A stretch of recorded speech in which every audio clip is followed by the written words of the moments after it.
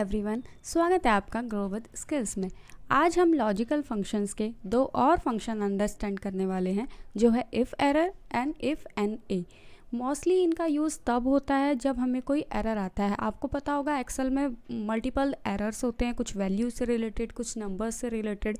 ठीक है, तो जो भी अगर हमें एरर आता है, हम उस एरर की जगह कोई वैल्यू पुट करना चाहते हैं, कोई डेटा पुट करना चाहते हैं, तो हम इन दो फंक्शंस का यूज़ करते हैं। ठीक है, तो आज हम इसी के बारे में अंडरस्टैंड करेंगे। चलिए स्टार्ट करते हैं। तो आपने ये शीट देखी होगी, मैंने लास्ट वीडियो में भी इसी पे ही काम किया था। मैं उसी पे आपको आगे भी बता रही हूँ ताकि आपको अंडरस्टैंड करना ईजी रहे। ठीक है, तो यहाँ पर हम क्या करते हैं, कुछ शीट्स इग्नोर कर देते हैं, जैसे ये। ठीक है, मैं इनको हटा देती हूँ। अब हमारे पास डेटा है टोटल और एवरेज का। टोटल हमने इन 3 वैल्यूज़ से निकाला है और एवरेज भी हमने इन्हीं 3 वैल्यूज़ से निकाला है। ठीक है, तो अब मैं क्या करती हूँ, यहाँ पर वैल्यूज़ हटा देती हूँ।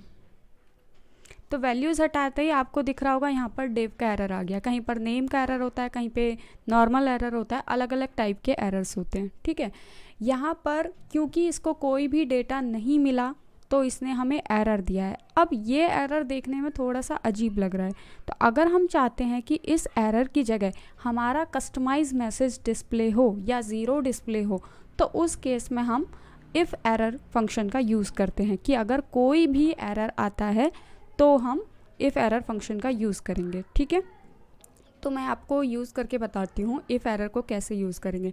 यहाँ पर मैं दोबारा से एवरेज निकालती हूँ आपके सामने, average with if error function. ठीक है, तो ये था नॉर्मल एवरेज जहाँ पे हमने इफ़ एरर फंक्शन को यूज़ नहीं किया था। यहाँ हम निकालेंगे एवरेज इफ़ एरर फंक्शन का यूज़ करके। तो आप सबसे पहले आपको क्या करना होता है, वही इक्वल टू।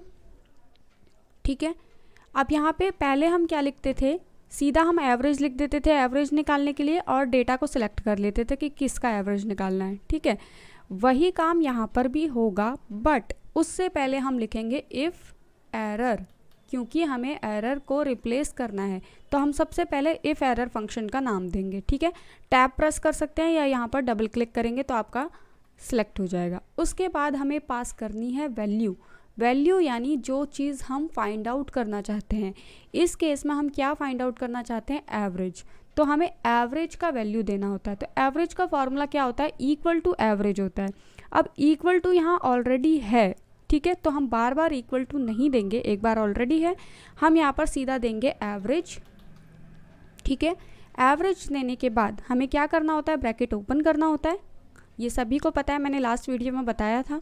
उसके बाद हमें डेटा सेलेक्ट करना होता है कि किसका हमें एवरेज फाइंड आउट करना है। तो डेटा है हमारा ये 3 सब्जेक्ट। ठीक है, तो इन तीनों को हम सिलेक्ट कर लेंगे। सिलेक्ट हो गया C4 से लेके E4 तक, ब्रैकेट क्लोज कर देंगे। ठीक है, अब हमें वैल्यू के बाद कॉमा पुट करना है। ठीक है, तो कॉमा पुट कर देते हैं।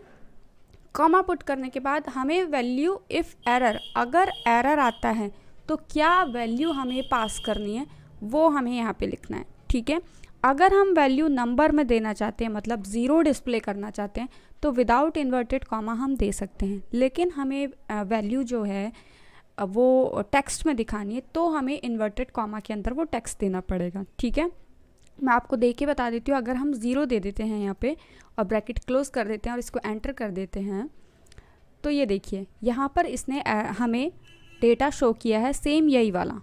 ठीक है, सेम यही डेटा शो हो रखा है। लेकिन मैं अगर इसको नीचे लाती हूँ तो ये देखिए इसने ज़ीरो डिस्प्ले कर दिया है। क्यों? क्योंकि यहाँ पर इसको कोई वैल्यू ही नहीं मिली। हमने यही बोला था कि जहाँ पर तुम्हें एरर मिलेगा उसकी जगह तुम ज़ीरो डिस्प्ले कर दोगे। ठीक है, बट अगर मैं इस ज़ीरो की जगह, ठीक है, मैं इस ज़ीरो की जगह ज़ीरो नहीं देना चाहती हूँ, मैं बताना चाहती हूँ कि एक्चुअल में पता चले कि हो क्या रहा है। ठीक है, गलती, क्योंकि ज़ीरो से तो पता ही नहीं चलेगी कि क्या गलती है, आप कहाँ से ठीक करेंगे उसे। तो हम यहाँ पर दे देंगे कि डेटा नॉट फाउंड। ठीक है, डेटा नॉट फाउंड या डेटा नॉट मैच या नंबर्स नॉट फाउंड, आप कुछ भी दे सकते हैं। ठीक है, लेकिन ये आपको देना होगा डबल इन्वर्टेड कॉमा के अंदर, क्योंकि ये है टेक्स्ट। ठीक है, जब भी आप कोई टेक्स्ट देते हैं उसको डबल इन्वर्टेड कॉमा में, और नंबर्स देते हैं तो उसको नॉर्मली आप दे सकते हैं without inverted comma. Enter press करेंगे तो यहाँ पर तो ये डिस्प्ले कर रहा है क्योंकि इसके पास वैल्यू है, बट अगर मैं सेम को नीचे कॉपी करूँ तो यहाँ देखिए इसने दे दिया data not found, data not found, data not found. ठीक है, अब अगर इनमें से किसी में भी मैं वैल्यू पास कर देती हूँ, ठीक है, सपोज़ यहाँ वैल्यू दे दी मैंने, अब यहाँ पे देखिए यहाँ इसने 25 दिखा दिया, क्यों? क्योंकि यहाँ पर एरर नहीं आया।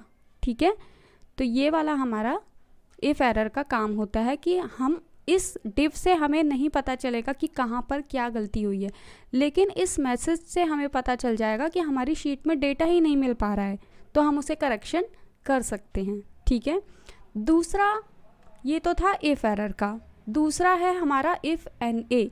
जो इफ़ एरर है वो सभी टाइप्स के एरर्स के लिए काम करता है। ठीक है, इफ़ एन ए जो है वो सिर्फ एन ए वाले एरर के लिए काम करता है। ठीक है, मैंने अब एन ए वाला एरर जो है मैं नॉर्मली नहीं डिस्प्ले कर सकती थी क्योंकि वो मोस्टली वी लुकअप और एच लुकअप में काम होता है, तो मैंने इसलिए यहाँ पर नॉर्मल एक एरर आपको शो कर दिया कि वो इस टाइप का एरर होता है जिसके लिए हम इफ़ एन ए का यूज़ करते हैं। ठीक है, तो मैं इसका भी आपको बता देती हूँ कि कैसे यूज़ करते हैं। सपोज़ हमारे पास ये एरर आ चुका है। ठीक है, अब यहाँ पर हमें क्या करना है, वही सेम जैसे पहले इक्वल टू हम लगाते हैं, इक्वल टू लगाएंगे। ठीक है, उसमें हमने इफ़ एरर लिखा था क्योंकि हमें इफ़ एरर फाइंड करना था। यहाँ पर हम इफ़ एन ए लिखेंगे। ठीक है, अगर एन ए वाला एरर हो, ये स्पेसिफिकली एन ए वाले एरर के लिए होता है। ठीक है, तो वैल्यू देनी है हमें। वैल्यू क्या, यहाँ पर तो हम यही वैल्यू देंगे।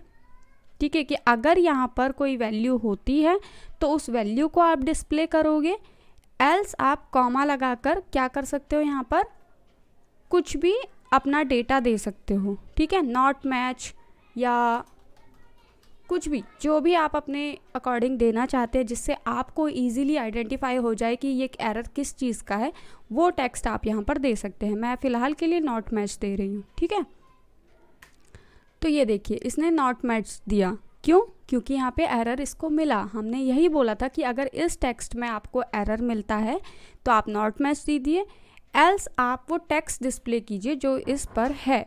सपोज़ मैं यहाँ पर दे देती हूँ सेल्स। ठीक है, और इसको करते हैं कॉपी, तो ये देखिए इसने सेल्स डिस्प्ले किया, क्यों? क्योंकि इस कॉलम में इसको एरर नहीं मिला। ठीक है, सेम यहाँ के लिए भी हेलो लिखूँगी तो ये हेलो डिस्प्ले करेगा क्योंकि यहाँ पे भी इसको एरर नहीं मिला।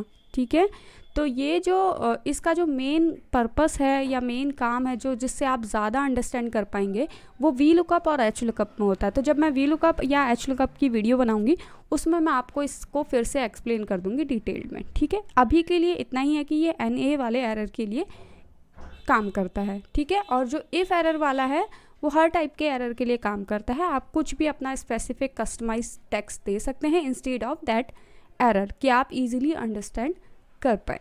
ठीक है, तो आज के लिए इतना ही, मिलते हैं नेक्स्ट वीडियो में। तब तक के लिए stay tune and stay happy. Thank you so much, bye bye.